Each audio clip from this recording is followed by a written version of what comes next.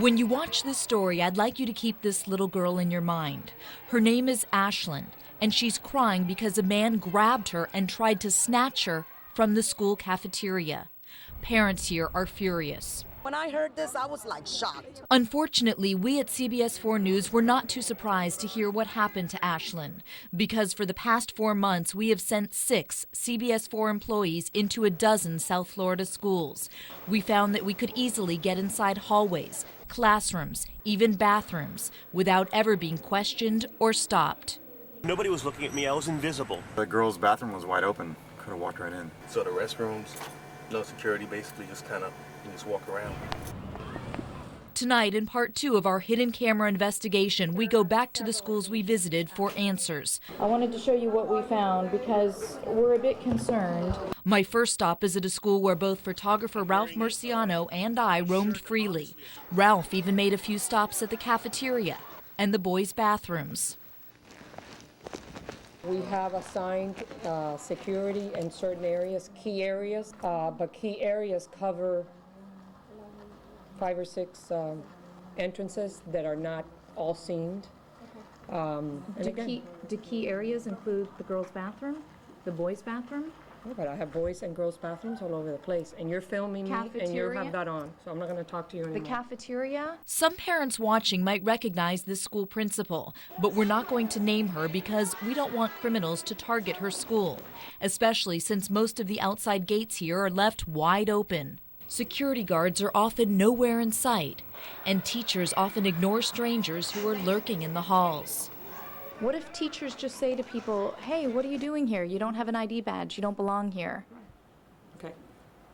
Would that be a good idea? You can direct your calls to Joe Garcia's office, okay? Joe Garcia is the school district's spokesperson. We'll show you how he handled our questions in a moment. But first, I went back to another school to try to find someone who works in security.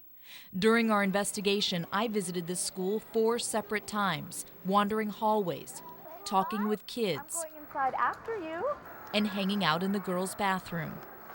Can you help us? In fact, the first time I've ever seen any security at this school is when I went back with our news camera to ask some questions. Watch how this guard says he'll speak to me, but then refuses to talk unless I go with him alone. Yeah, why don't you come in? Thank you. You could stay. Well, I'd like to bring my in, we'll talk to you. photographer. Well- We're actually a team, so we go together. Well, I'll talk to you. Come on in. Come on. No, that's okay. We're a team. I'm Yeah, not but- going in without. I'm not going in Okay, without the then photographer. don't come in. Then one of his coworkers assures me that security here is fine. I'm always here, You're always here? yes. We didn't see you. We've been here about 5 times. I've been around. I randomly selected 12 schools to visit, and out of those, I found security problems at 8. In fact, we were only stopped at 4 schools, and all of those schools were in Broward County. I showed our investigation to Miami Beach Mayor David Dermer, Florida Congresswoman Debbie Wasserman Schultz, and Florida's former Education Commissioner and current Attorney General Charlie Crist. All 3 have made school safety a priority in their agendas. It's unbelievable. It's horrific. Well, obviously we need to do a better job, no question about it. We can't afford for a second for there to be any lapse in the watchful eye and the security measures at each individual public school in the state. Will you do me a favor and report back to me after you've gotten an interview with the school system to let me know their security precautions? Because as you know, obviously all our children are important to us in this city, and we want to make sure that all of them are safe. Miami-Dade County had the worst security problems. In our investigation, out of all the schools I visited in this county, I had complete access at all of them. So here I am with my hidden camera video trying to show our investigation to the district spokesperson. And I don't need to watch video of people sneaking onto campuses. So I tell him how easy it was to slip through open gates at 8 schools, how easy it was to loiter in the hallways, meander into bathrooms, talk and mingle with kids. I tell him how we walked right by teachers who ignored us. And his response? Well, these are public schools. They're not fortresses.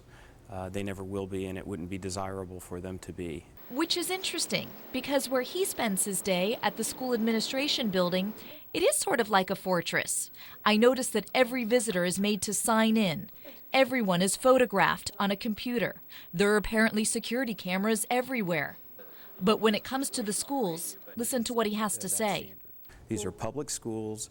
They're not Army bases. They're not banks. They're public schools, and the public has a certain expectation of access to them. In the end, though, I mean, our best defense on any of these situations are our kids themselves.